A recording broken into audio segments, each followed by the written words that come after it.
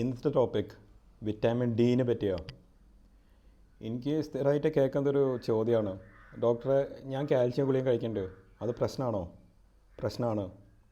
വെറും കാൽഷ്യം ഗുളിക കഴിച്ചാൽ പ്രത്യേകിച്ച് ബെനിഫിറ്റ് ഇല്ല, ആകെ കിഡ്നി സ്റ്റോൺ കിട്ടും.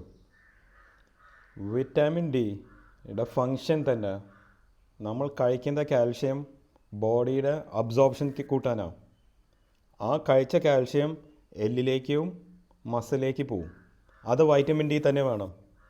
വിറ്റാമിൻ ഡി ഇല്ലെങ്കിൽ എല്ലിലേക്കും മസിലേക്ക് പോവില്ല, അത് മൂത്രം വഴി പുറത്തേക്ക് പോവും, അത് വേസ്റ്റ് ആവും.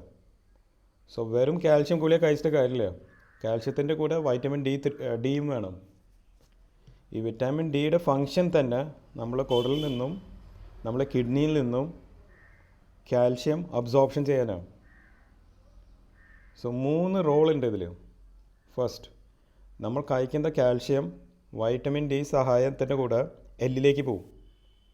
നമ്പർ 2, അത് മസിലിലേക്ക് പോവും.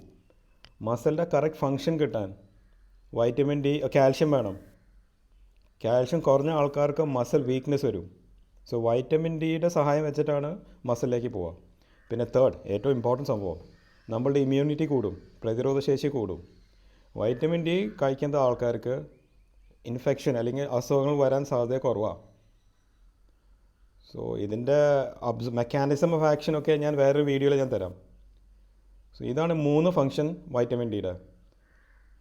അതായത് ഫസ്റ്റ്, നമ്മളുടെ എല്ലിലേക്ക് കാൽഷ്യം കൂട്ടും, മസിലിൻ്റെ അകത്തേക്ക് കാൽഷ്യം കൂട്ടും, ഇമ്മ്യൂണിറ്റി കൂടും, പ്രതിരോധശേഷി കൂട്ടും.